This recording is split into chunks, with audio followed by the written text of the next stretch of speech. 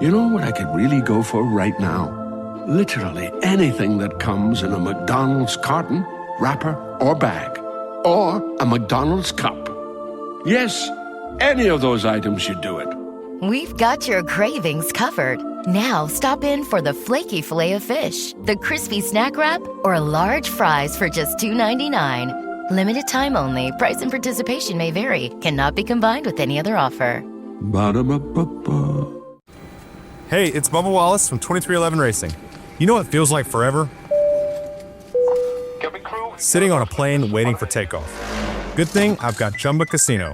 With daily boost and social casino games on tap, this is the kind of fun that makes time fly. Why not turbocharge your downtime? Play now at ChumbaCasino.com. Let's Chumba. Sponsored by Chumba Casino. No purchase necessary. VGW Group. Void where prohibited by law. 21 plus. Terms and conditions apply. He's an old head. Youngins are really starting to get on my damn nerves. He's a purveyor of nonsense. He's a Georgia high school coaching job influencer. His favorite Bible verse is, Jesus wept. He's the man of constant sorrow, Chris Lamb. Yeah.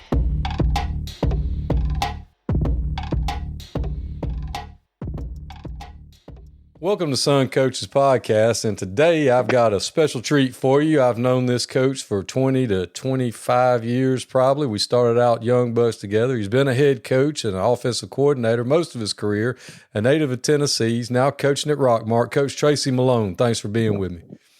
Chris, man, I'm going to tell you what. This is like, no joke, this is one of the highlights. I mean, we go back to the Georgia Dome, dude, and getting to do this with you is really freaking cool. Well, I appreciate it. Well, Coach, tell everybody, where you went to high school, where you're from, how you got started. Oh, man, that's interesting. All right, I'll try to keep it as short as I can because it's an interesting story. Grew up in a town right in the middle of Knoxville and Chattanooga, Athens, Tennessee. Went to McMinn County High, like everybody else. Played football, played baseball, ran the roads. Got out of school and ended up at Middle Tennessee State in Murfreesboro, Tennessee, with no plans, thoughts, or ideas of ever being a coach. Didn't you play baseball? A little bit, yeah, junior college, and played in high school. So I never intended to be a coach. As dumb as this sounds, man, I was playing really high level, slow pitch softball, and I guess when I got to MTSU my senior year in college, I had an extra semester thrown in there too. I was playing for teams, you were getting your bats given to you, your gloves, your batting gloves, your cleats, your travel expenses. If you played well, you got paid kind of deal. And had no interest in coaching. Never had thought about it until I had a 7 a.m. English class one semester there late in my time at Middle. And with a guy, and he had played football at MTSU and gotten hurt and had to get out of it, but he was wanting to be a coach, and he was a semester ahead of me. So anyway, fast forward, I graduated in December of 1997, but that fall semester there, I had to student teach, and I'm student teaching at a middle school. And this old boy, guy named Jason Sharsh, was already working there as a PE teacher, coaching middle school football, talks me into coming out and helping. And the middle school head coach was a guy named Ray Barnes. Ray had coached at Memphis and at Virginia Tech, and had coached at Louisiana Monroe, and he was at Vanderbilt with Bill Parcells. Ray was a D-line guy, and he had spent a majority of his career at Middle Tennessee State, and he was trying to get a few years to bump his retirement. And so I go out, and they convinced me to go out and help, and I'm coaching. I think I was coaching linebackers that year, as best I remember. And so we had like a little, championship season there and did well, and I was hooked. I was hooked, and I got a PE job that next spring, and started it that next fall, and started volunteer coaching at Riverdale High School in Murfreesboro, Tennessee, and it just went from there, man. So it was one of those things where it was, never intended to do it, but now that I've done it for since 24, 5 years, something like that, I can't see myself doing anything else. Well, when y'all were at Riverdale, y'all won a couple of state championships, didn't you?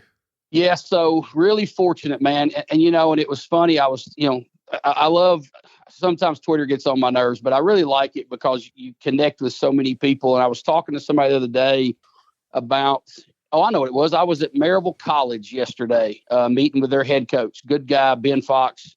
I just called him, went up and spent a day. I'm on spring break, and we were both talking about when we were younger, we had both started at really, really good programs, and it was like winning just was easy. I got to coach in 4 state championships, win 2 and 2 runner-ups. And then it was just like, it was like, man, this is what you do every year. You win region championships. You're ranked by the USA Today in the top 10 in the country. And this is simple. And so, I had a desire to move up, and I was young and stupid, and I had those career goals written out. I wanted to be a varsity coach by X date, which I met that goal. And I wanted to be a coordinator by a certain age, and I met that. And I wanted to be a head coach, and I just wanted to climb the ladder. So we used to sit around that field house talking about, man, we all need to move to Georgia and go make some money. And so I was and you'll appreciate this, man. We were at the Extreme Clinic in Gwinnett County, Georgia, Dave Hunter's old clinic. And next thing I know, I'm approached by a guy named Chad Estes, longtime defensive coach around Georgia, and is his best friend, Stan Allen, rest in peace, Stanley. And they hit me up about talking about coming to join their staff. And next thing I know, I'm the offensive coordinator at Monday's Mill, man. And so my wife and I find out we're pregnant, and we're moving to Georgia in the same week. Well, I hope to get to see Coach Estes next weekend. We have that Lee Murray GACA golf tournament, and he played last year, and I got to see him. So I hope I get to see him again. I'll have to tell him. No doubt. I'll have to make sure I tell him I had you on if he's not listening. It's cool, man. He's really good buddies with our offensive coordinator at Rockmart, Rhett Parson. I mean, he is like. Well, then he'll probably be there. Yeah. I know. Rhett and Biff will be there. I think they work together. Maybe, I'm not 100% sure, but I was there for a year, and then had an opportunity to go to Grayson as assistant head coach OC with Mickey Kahn. And that was really my first taste of big time ball in Georgia. Grayson they had been AAA and had been winning really big. And I go there, and we're jumped up into 5A, and we're, and they're in there with Brookwood and Parkview and Collins Hill and that whole joint, man. And it just, I remember calling my Tennessee buddies and like, guys, I'm telling you, like every week you better have your shit screwed on tight, because you're going against somebody's D1 player every stinking week. It just is what it is. Well, no rest for the weary. No, never. I remember we went to East Coweta and beat a Danny Cronick coach team, and I thought we won the Super Bowl, brother. I mean, it was like, I'd heard of him, and I'm like, man, this is a big win, and this is where Alan Jackson and Louis Grizzard are from, man. Great win for us. And then like the next week we go to Shiloh and get beat, but yeah, man, that was my first trip into Georgia. That'd been 2003, 4, 5. So what happened after Grayson? Oh, Lord. So, I'm going to blame Chad McGee. Chad McGee was the D coordinator at Grayson when I got there, had played with Mickey at Alabama, and he had left the year before. So my first year at Grayson, after that year, he left. He went to North Alabama to be a head coach. I remember. So after that 2005 season, Chad calls me and says, look, there's a job open over here. It's my biggest rival. Superintendent asked me to recommend somebody. I recommended you. And, so I go over and interview for it. I remember there were 17 people on the interview committee. Was that Ardmore? Ardmore, brother. A tiny town. Neatest little place, though, man. It's probably, when I was there, I think the school was 6 through 12 and had about 300 or 400 kids in it total. But we had $1 million field house, like legit $1 million field house. I always tell everybody that town had about 4 red lights all on the same street. Little small place, man. But it was so wild. Imagine like a cross or the Red Cross. Imagine like a plus sign.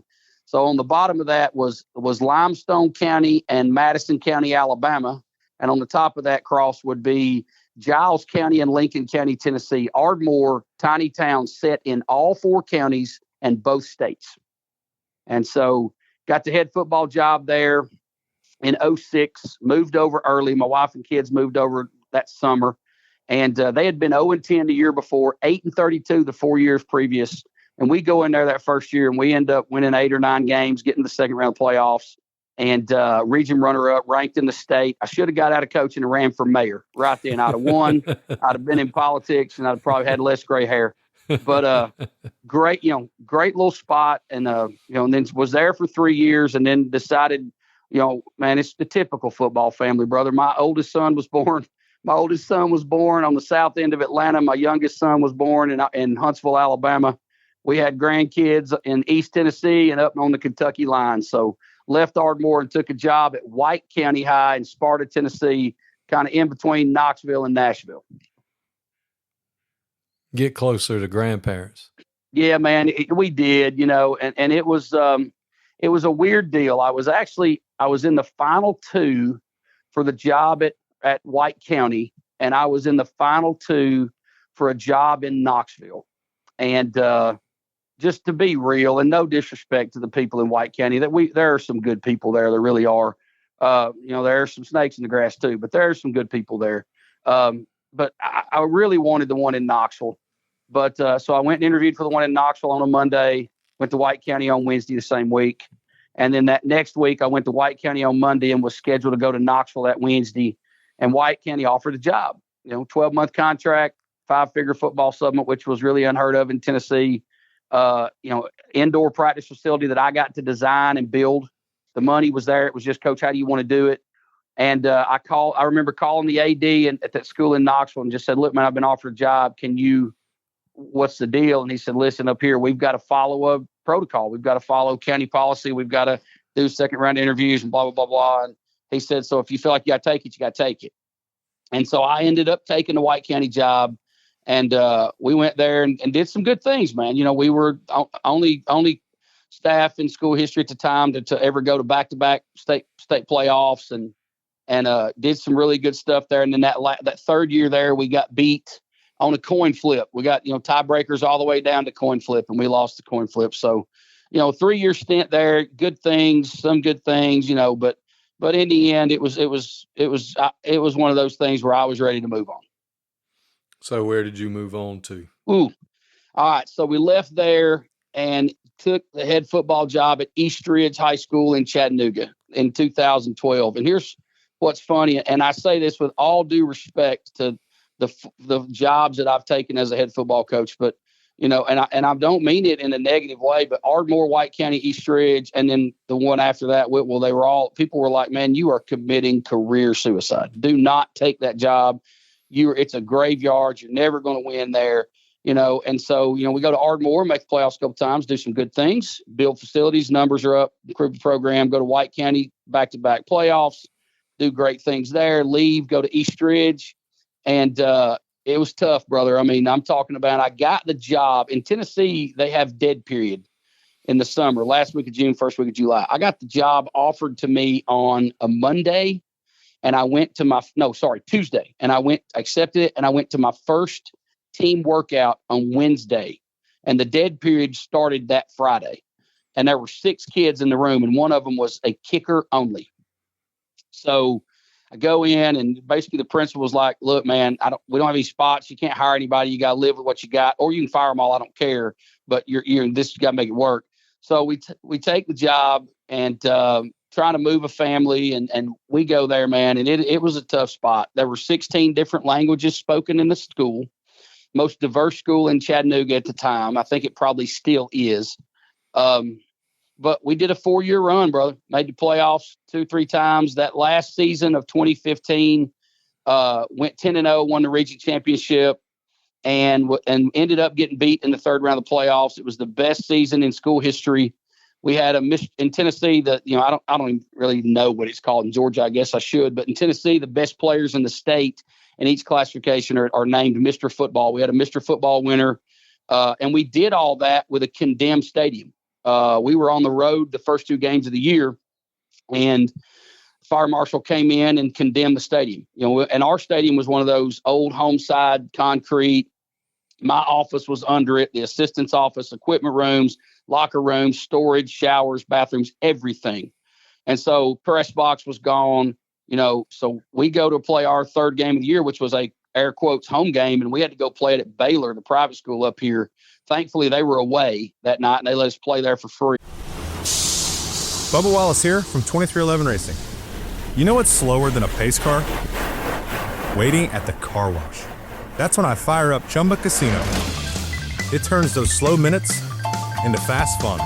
With new games every week, you'll never get bored.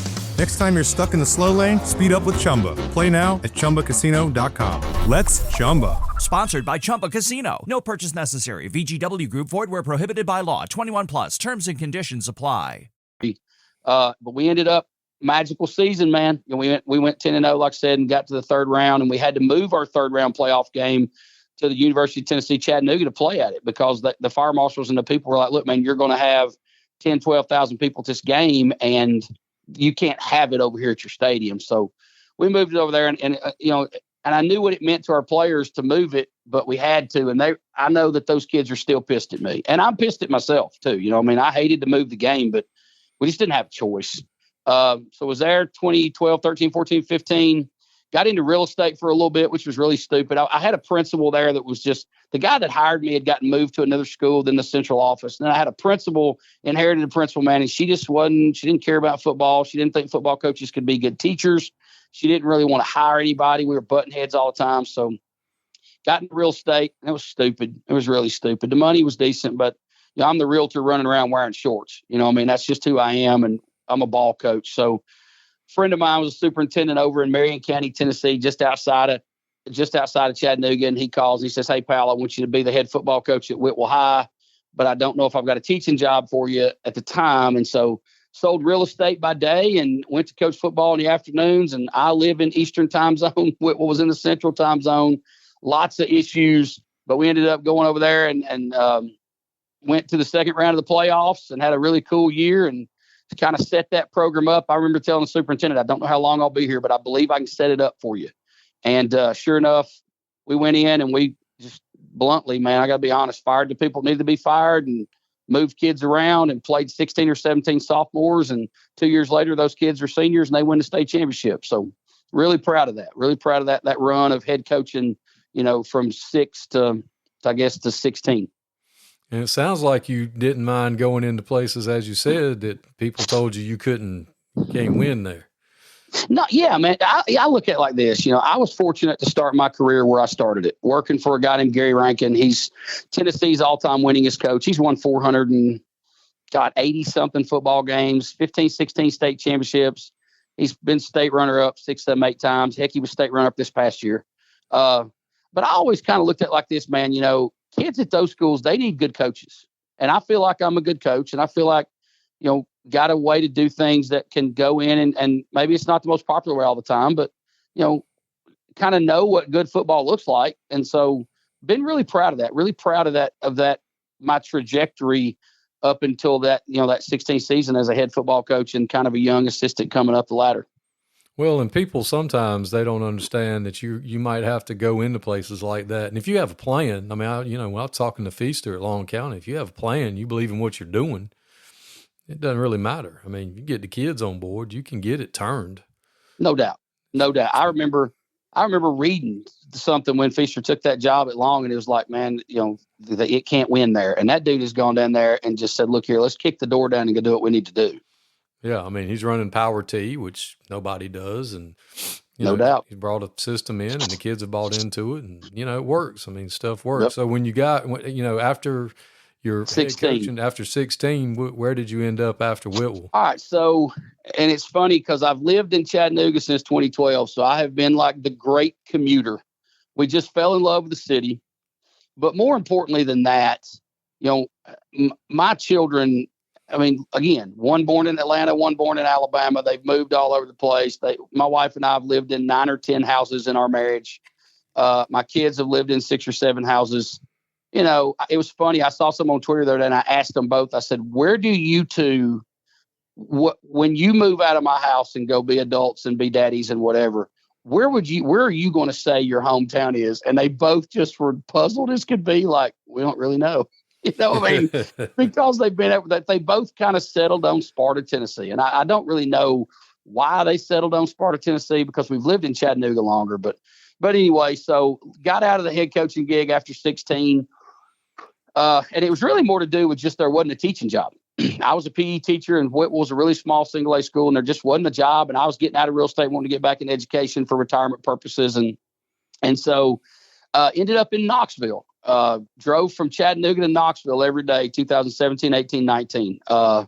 So my first job was at Austin East High School up there, just off of downtown.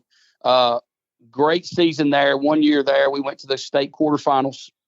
And then I went to West High School as OC and quarterback coach. And we were at West for 2 years, and probably two of the most transformative years for me as a coach in my career. Just believe it or not, that far into my career, working for a guy named Lamar Brown. Lamar was the first high school coach in the country that got on board with Brian Kite with the E+R=O and all that stuff. He had heard him speak at a clinic and went up and talked to him after and tried to get him to get on board. And basically Brian was just like, look, dude, I only really deal with college, pro, corporations. And I remember Lamar told me the story. He just said, look, man, how about I want to give you my number and you pray about it. And if you tomorrow or a couple of days from now, you don't feel like the Lord's leading you that way, I understand. But if you do, I would really like to partner with you. And he said, Brian called him the next day and just said, look, man, I just feel like God's put it on my heart. I need to do this. So I went there, and I will be as brutally honest as I can, Chris. I had never been one of those coaches that bought into the culture. I had never really been into that. I'd never been into the developing and building relationships. I mean, it happened, and I knew that it happened, but there was always sort of that wall, head coach wall, coordinator wall between players. And I mean, I had really good relationships with them, but it wasn't what it could have been. And so I go to West High, and it's just a family. It's the first time it really felt like a family. And, you know, and kind of sidebar on that, my oldest son played football for me for 3 years. My youngest doesn't. He played soccer. But my oldest played football at a high school here in Chattanooga as a freshman my year at Austin East.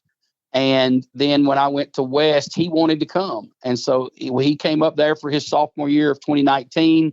We had this magical run. We go to the state semifinals, and it was great. And so after the 19 season, we get into January of 2020, and I get contacted about being the OC at Cleveland High School. Cleveland is down here near Chattanooga. It's a city school, so think Buford, think Gainesville. You know, you got tuition. You can bring kids in from wherever. They're one of the 4 or 5 highest paying systems in the state. It was a huge raise for me, but I had no desire to take the job. I came down and met with them, and I did a little research and look, I don't really care. I could care less. The head coach and I were just an awful mix. We were an awful mix. And, you know, I'm more buttoned down about things and really organized, and he's really not. And so I wasn't going to take the job. I wasn't taking it. And my oldest son, Reed, was like, Dad, can I go just look at the school? Can we just go look at the school? I'd told him when he wanted to come to Knoxville, I said, son, this commute's going to be tough, brother. But he wanted to do it. He wanted to play for his dad, and I wanted him to, truthfully. So we come down and meet, and they've really rolled out the red carpet for him, man. The principal's son was his age. The AD son was there. They took him around. They hit all the sweet spots for him, and they really put the full court press on me. And I remember it was Super Bowl weekend, and he was like, Dad, I want to make a decision. I said, Reed, we're going to take some time. We're going to push pause and take us some time before we make this decision. And so we met a couple of days later, and he had some really good points. He had really good points as to why he wanted to make the move. And so this is where my wife comes into play. My wife is a ball coach's wife, man, and she's always said, you football coaches are full of shit. You always say that you're going to resign to spend more time with your family, but you really don't. You always say, I'm going to make this decision. I made this move for my family. And she said, no, that's not true. Every football coach makes every move for their bank account and their career. And she said, that's just the truth. And I think, you know, sometimes we got to look in the mirror and realize our wives are more right than they're wrong. And so I let my kid make the decision to where he wanted to go. He wanted to go to Cleveland. So I took the job, and just frankly, I set my career back a little bit because West High was loaded. We'd just gotten beaten the semis. We were going to be good for the next 4 or 5 years. They've since won 2 state championships in a row, 23 and 22. I would have been there as the OC as that happened. But we came to Cleveland. My son had a great experience. I got a chance to make a real impact on hiring the offensive line coach. I hired a guy named Chase Fleming from Ringgold High in Georgia. Chase came up, coached my kid for 2 years, had a huge impact on his life. My son got out of there with a really good education, got an academic scholarship to go be an electrical engineer. So he had a great experience. Mine was miserable. Mine was absolutely miserable. I was working for somebody I didn't respect and didn't have a relationship with, you know, and I don't mind airing that because he and I, we're never going to speak again. But it was tough. It was really tough. And so going into the third year there, this would have been 2022. We got to the summer, and I'd been telling the offensive staff all spring, Chris, I'm like, man, I don't know if I can keep working for this guy. My son's graduating. I just don't think I can keep doing it. It's just, it's just not good. And so it finally came to a head, man, in June of, I guess it was July. It was July of that year. And we kind of just finally agreed to disagree. And he wanted to know my honest opinion on something. He asked the wrong question, and I gave him the right answer. And so that was it. And so I did not coach in 2022. And what scared me a little bit was I didn't miss it like I thought I would. That's what really spooked me, man. I really thought I'm going to miss it. I'm going to want to go to practices and study and this and that. And I went to one practice that whole season. I went and watched University of Tennessee Chattanooga practice one day, and I went to one game that a buddy of mine was a head coach at, and that's it. And I didn't watch it. I didn't study it. I got away from it. And I was teaching elementary school PE and loving that. And I thought, you know what? This might be what I'm doing for the rest of my career.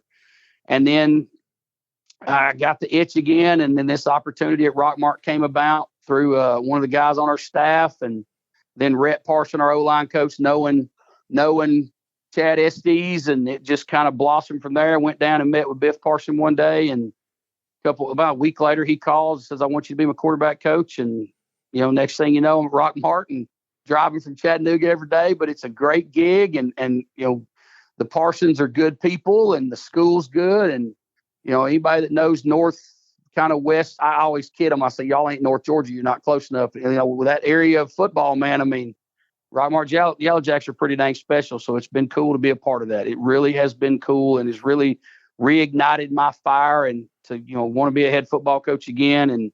But I also like winning, man. So I'm going to stay there for a while. That's awesome. I know the Parsons real well. I'm going to get to see them next weekend as well. I'm going to try to get Ronnie P on here. Their dad. That's legend right there now. He's one of the best humans I've ever met. No doubt. He's around a lot. It's been cool to get to know him. He was our AD at Villa Rica when I was there, and him and Miss Heidi. My wife thinks the world of them. So you're real big on the clinic circuit. Talk about that a little bit.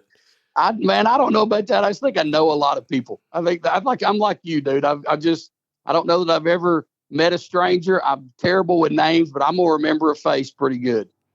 Well, you've gotten to speak a lot. I mean, you get to go around and talk, and you've done a lot of clinics. You go and talk to people. You speak to staffs when they want somebody to come in. I mean, you have a system, a way you do things, and you put stuff together. You're organized. I mean, it's pretty cool.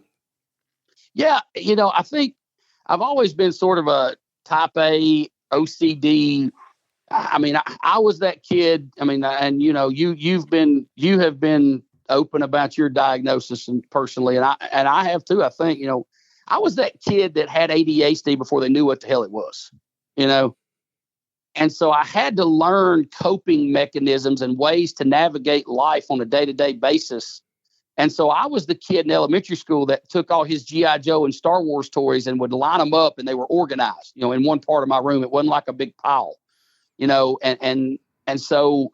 How to have fun anytime, anywhere. Step 1, go to ChumbaCasino.com. ChumbaCasino.com. Got it. Step 2, collect your welcome bonus. Come to Papa welcome bonus. Step 3, play hundreds of casino-style games for free. That's a lot of games, all for free? Step 4, unleash your excitement. Woohoo! Chumba Casino has been delivering thrills for over a decade. So claim your free welcome bonus now and live the Chumba life. Visit ChumbaCasino.com. No purchase necessary. VGW Group. Void where prohibited by law. 21 plus. Terms and conditions apply. That's just how I've always been. Like, you go in my closet right now, and my clothes are hung left to right by color.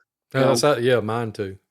And so I have taught myself how to do that. So, just over time, taking a system that I was taught as a really young coach and refining, and then getting a chance to really get thrown in the fire early as an OC. I remember when I got offered the job at Monday's Mill, I went to lunch with my head coach, with Coach Rankin, and he's like, look, he had great advice, man. He said, and I was that dumb, stupid young coach that would sit there and argue with that dude. And he's the winningest coach in Tennessee's history. And I would argue with him about stuff like, no, I don't think that's right. And they just all look at me like, you're an idiot. Shut up. But But I think he respected that. But I think we went to lunch that day and I said, look, coach, I think I'm going to take this job.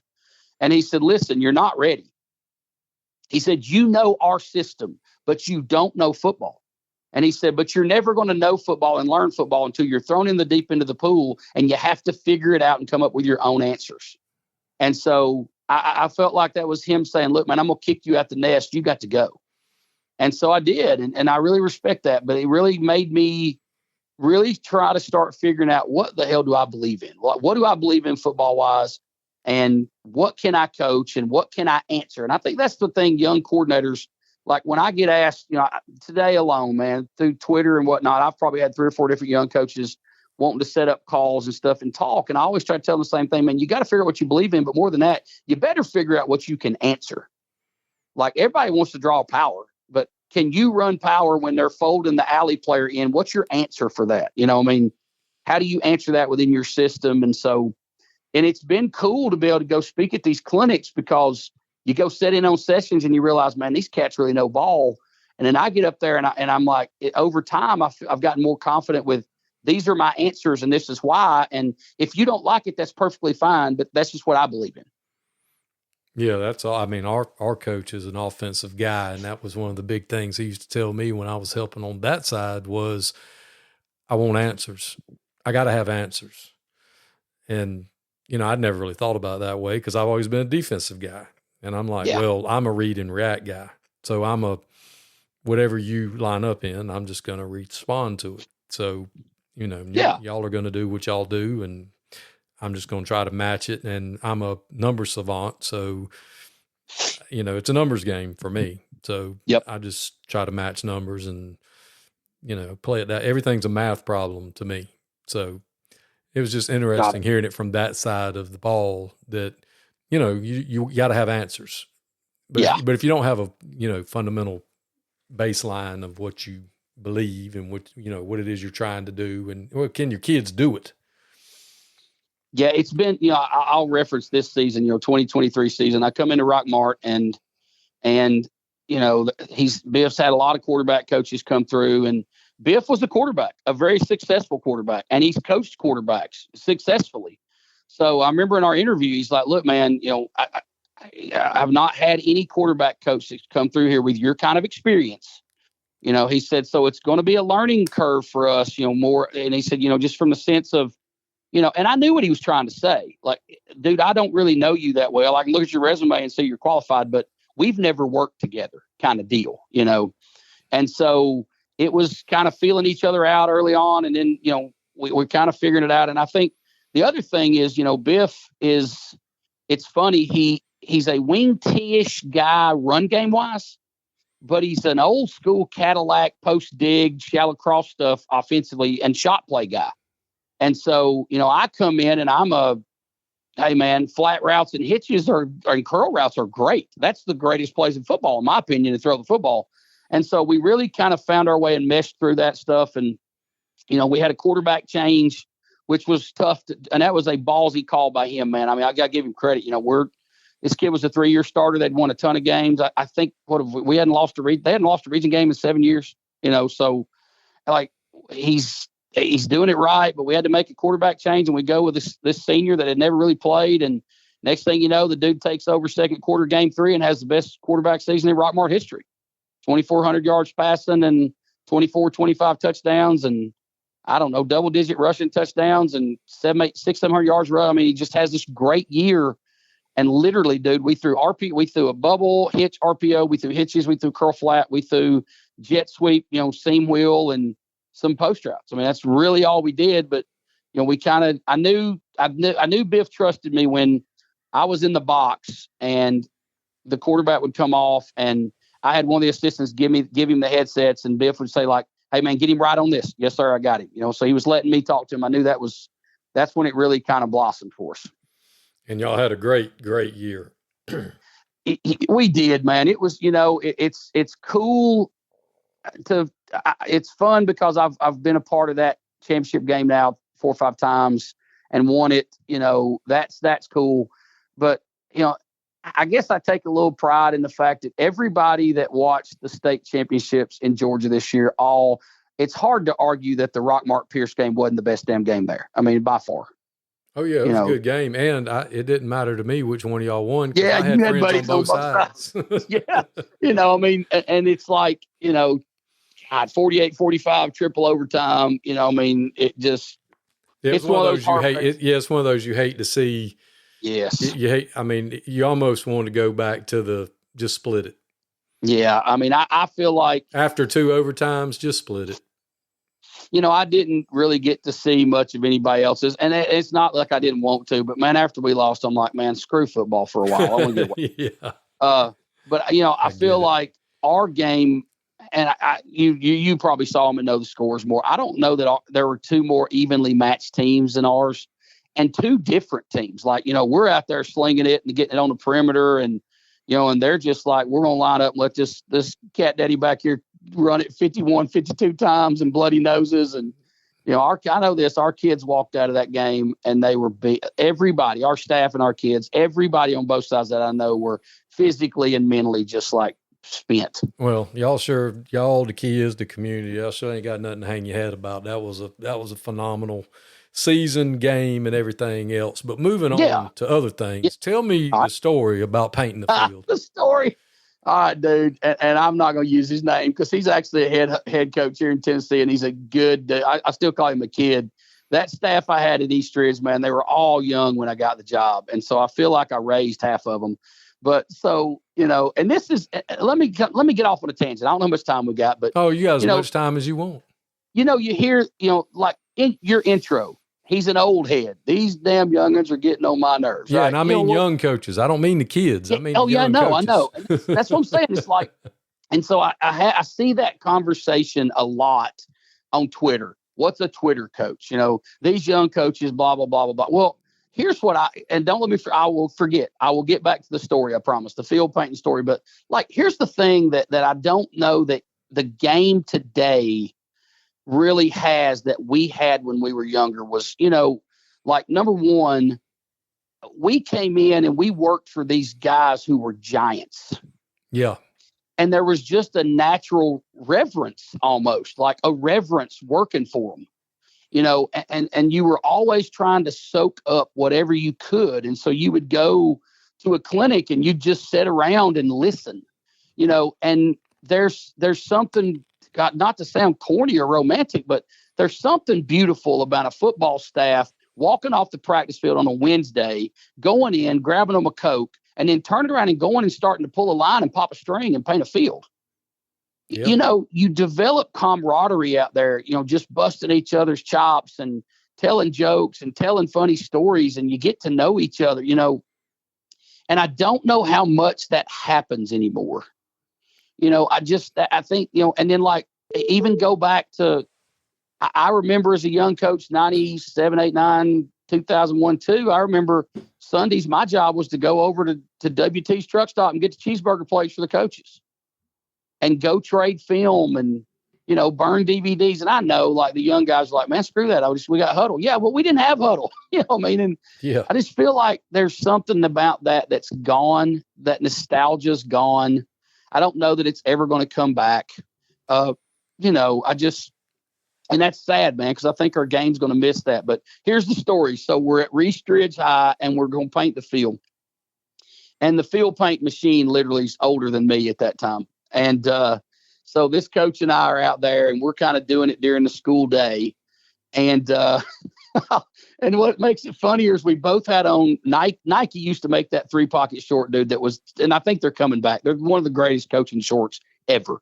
So what we're doing is he's putting the screwdriver in, running across the field, restringing, popping it, and I'm painting it. None of those guys wanted the responsibility of screwing up the line. They didn't want me yelling at him. So I'm the painter. He's the string popper. And so he puts the screwdriver in about the 25-yard line on the home side. He jogs across the field and he puts the screwdriver in. He walks out to the middle and he turns and faces away from me, facing the visitor sideline, pulls that string high and pops it. And when he lets go, the screwdriver comes out of the ground on the home side. And Chris, it's like a bow and arrow shot. And that screwdriver's stuck through the shorts into his hamstring. Oh no. And I'm like sitting there looking, and I saw the string, the string wobbling. I saw the screwdriver fly, but I would have never in a million years thought that this and it was a flat head screwdriver. Oh God. I would have never thought it would have went through those shorts and stuck. And next thing I know, dude, he goes down like a sniper shot him. And I'm like, are you kidding me? I run out there and it's bleeding and we have to pull it out and it's got dirt in it and everything else, man. Oh, so no. We take some alcohol, we squirt it off. We kind of give him a towel and he's like, good, I'm driving to the hospital. So he goes to the hospital, has to get a tetanus shot, get some stitches. And like, dude, what's the worst part is it was just he and I. Nobody else was there to see it. And I don't know that he's ever retold the story, but I've retold it 1,000 times. Still one of the greatest field paint things I've ever laid eyes on and one of the saddest, but it's one of the greatest I've ever seen, man. That is insane. Oh, dude. I've got some field painting stories, but I've never seen anybody get impaled by a freaking screwdriver. There you go. Dude, I was just like, and then when you go, and what's funny is, how coaches are, you go and you retell it to the older coaches and they're like, bull crap, man. That didn't happen. That didn't happen. Yeah. I swear. Dude, it really did. I kid you not, it happened. Well, it's like my best paint story happened in Americus, and Michael Pollock was the head coach, and we had a group we started out, we had a group, the maintenance guys, they painted the field. Yep. So the first time they do it, they come up there and they're like, we need to see Coach Pollock. And I kind of ran interference, to determine whether something was important enough to bother him. He needs to be bothered with. Don't bother him with that. No doubt. And they're like, hey, we got a problem with the field. And I'm like, he probably needs to know about that. So I go get him. We both walk out there and we're standing on top of the stadium. And, they've got the G 10, 20, 30, 40, 50 on one side. They've got it. I mean, it looks good. And I'm sitting there thinking, what could possibly be the problem? And the old boy goes, Coach, as you can see, we've got this side painted, and we know we'll do the other side too, but we can't find the 60, the 70, the 80, or the 90 stencils to do. Oh, Lord, man.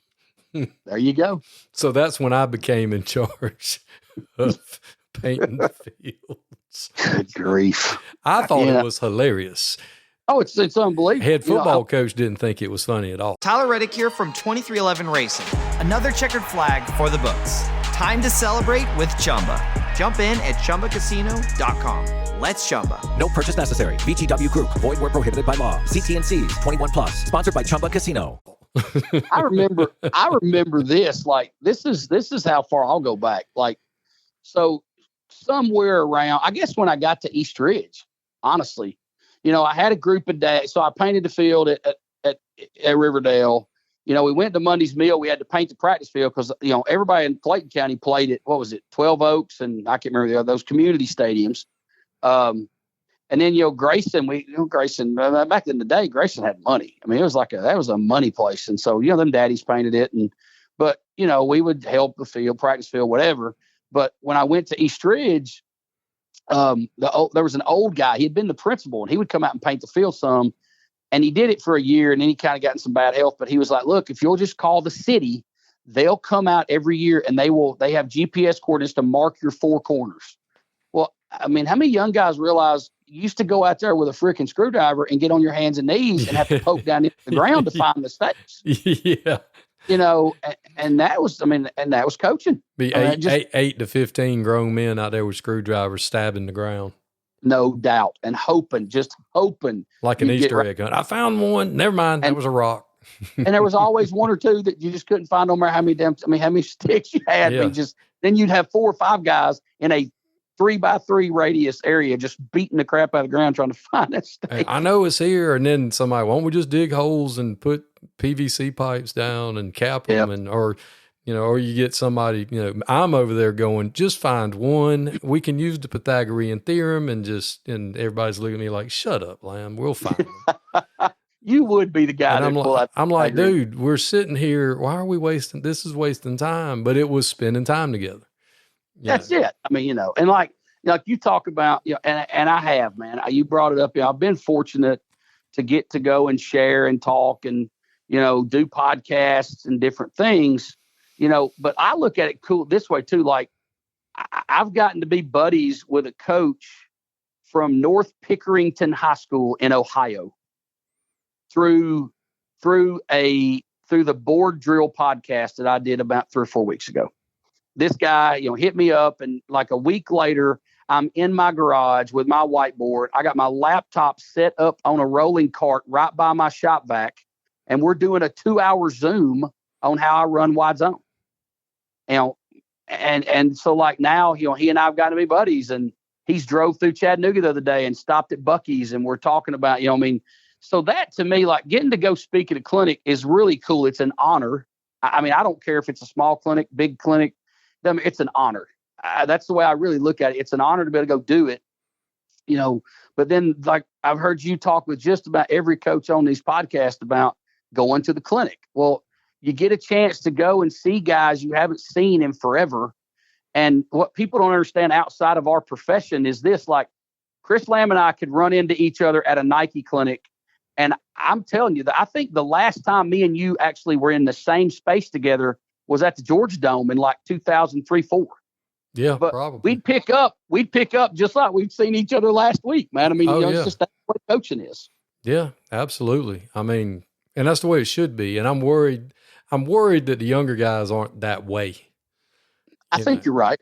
Because they're more trying to knock each other off, trying to knock each other out instead of who's getting the hot take first. Yeah, instead of trying to help each other get to where they're trying to get, they're trying to one up. I don't know. I don't. Maybe I'm seeing it wrong, but that just seems to be. They don't take care of each other like we took care of each other.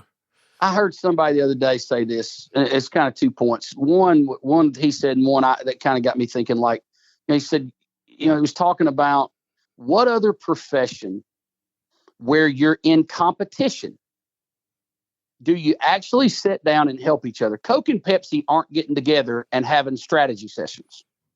No. Microsoft and Google aren't doing that. Ford and Chevy aren't sitting down and comparing notes, but I remember, again, I've been fortunate, man. I've been really fortunate in my career to do some really cool things. And I was thinking back just a few 3 or 4 weeks ago about this, and I remember walking into Mercedes-Benz Stadium and looking around, and I remember thinking, man, football has really taken me to some cool places.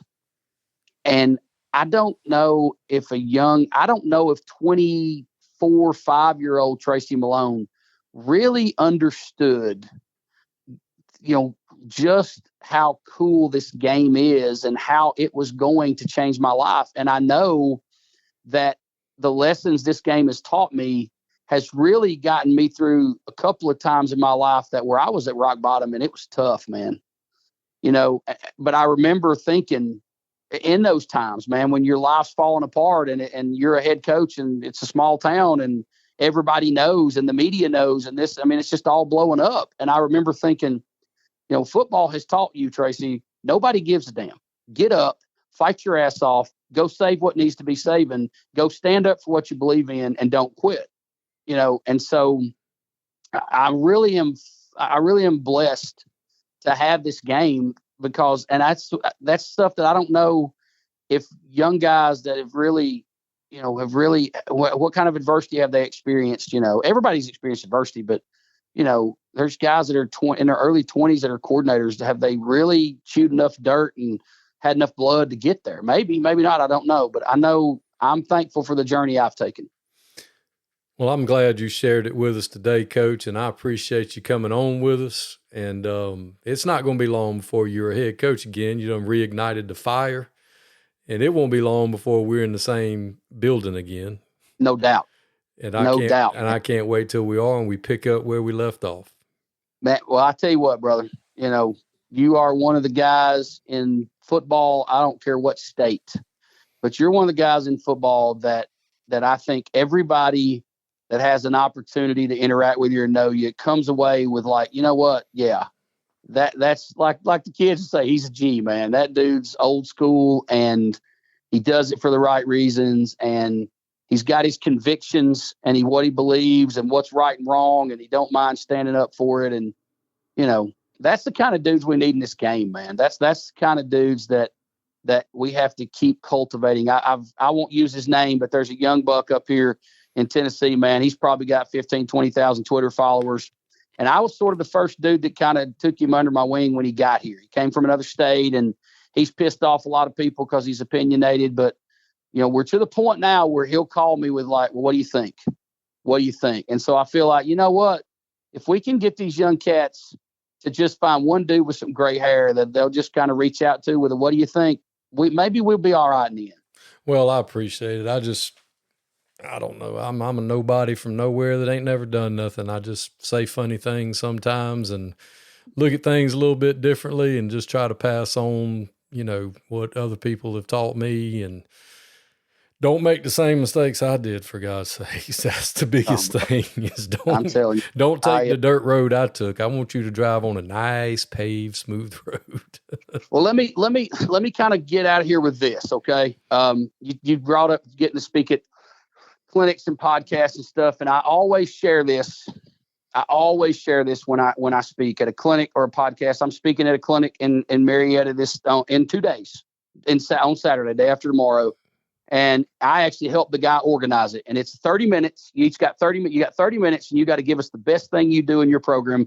And that's it. And you got no secrets, lay it out. And I will take 2 or 3 minutes of my time and share this. In 2015, we had the best season in East Ridge High School history. We went 10-0 in the regular season. I was named Region Coach of the Year. I was named Chattanooga Times Free Press Best of Preps Coach of the Year for North Georgia, North Alabama, and Southeast Tennessee.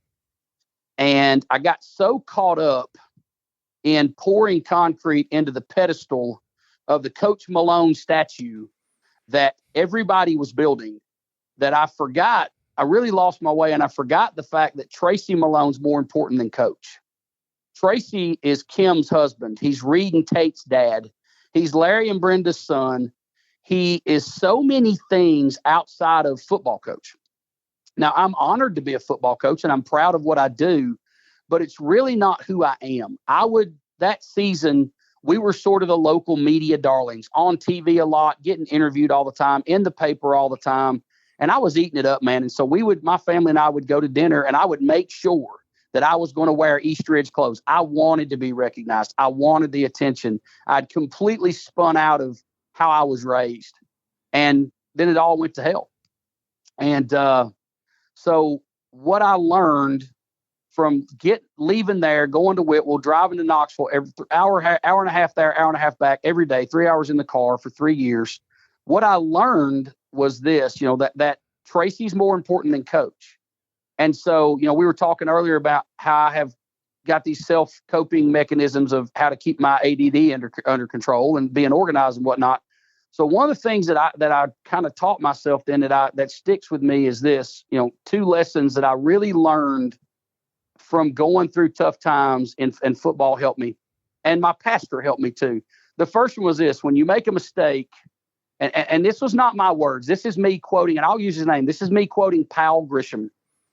Powell Grisham was a preacher at a church here in Chattanooga we went to. He and I went to high school together. And he said, Tracy, what you got to understand is no matter what mistake you make in life, he said, God always taught us, God and Jesus taught us to forgive. And he said, but Christians, he said, we're the first ones to shoot our wounded and the last ones to forgive. And that really rang true with me. Like, it don't matter what you do. I don't care if you run a stop sign. There's going to be people judging you in our game. And so him saying that to me really rang true. And the other thing was this: always remember Tracy's more important than Coach. And so if you ever see me out, if I am at practice or I'm in a game or I'm representing Rockmart at a clinic setting, I'll have on the black and gold. I'll have on the yellow jacket. I'll have on the R. I'll have on our stuff. But other than that, brother, I don't put football clothes on at any point in time. That is my reminder every day. Tracy's more important than Coach. You only wear Rockmart stuff when you're representing Rockmart. Other than that, You are Reed Tate's dad, Kim's husband. You're Tracy Malone. You don't have to wear the flag. And so I like to share that when I speak or when involved in anything, because I think that that's a lesson, that young coaches really, really, really can kind of take and hopefully can understand what that means, what that message is, and can apply it, because, what we do, man, it's important. But when I was out selling real estate, I'll end with this. I walked into the real estate office and people are like, well, where'd you come from? And this, that. And I'm like, well, I'm a high school football coach. Chris, there were so many people that didn't have a damn clue that there was high school football in Chattanooga, didn't have a damn clue that games were going on, and could care less about it. Nope, don't care. We sort of put ourselves in a fishbowl, and sometimes we think everybody in the world is looking at the fishbowl. They're really not. I mean, no, they don't even know there's a fish. That's exactly right. So, I mean, I try to remind myself, look, dude, you're really not that important, even though, and I'm not trying to stroke your ego, bro, but even though like getting to do this is a big deal. I mean, you have a ton of followers and a lot of people listen to this. I listen to it every morning driving to work, but I remind myself daily, look, man, you're just Tracy, and that's okay. That's where you're supposed to be and what you need to do. And I think that the game has helped me remember that. Well, I sure do appreciate your friendship, and I sure do appreciate you coming on, and I sure do appreciate you just being Tracy. Thanks, brother. I appreciate it, man. Well, Coach, we'll holler at you. Thanks for being on. And if you ever need anything, you can always call me. And you know what? That phone goes both ways, brother. Yes, sir. Thank you so much. All right, Chris. Thanks, man. It is Ryan Seacrest here. There was a recent social media trend which consisted of flying on a plane with no music, no movies, no entertainment. But a better trend would be going to ChumbaCasino.com. It's like having a mini social casino in your pocket. Chumba Casino has over 100 online casino-style games, all absolutely free. It's the most fun you can have online and on a plane. So grab your free welcome bonus now at ChumbaCasino.com. Sponsored by Chumba Casino. No purchase necessary. VGW Group. Void where prohibited by law. 21 plus. Terms and conditions apply. When you manage procurement for multiple facilities, every order matters. But when it's for a hospital system, they matter even more. Grainger gets it and knows there's no time for managing multiple suppliers and no room for shipping delays. That's why Grainger offers millions of products in fast, dependable delivery, so you can keep your facility stocked, safe, and running smoothly. Call 1-800-GRAINGER, click Grainger.com, or just stop by. Grainger, for the ones who get it done.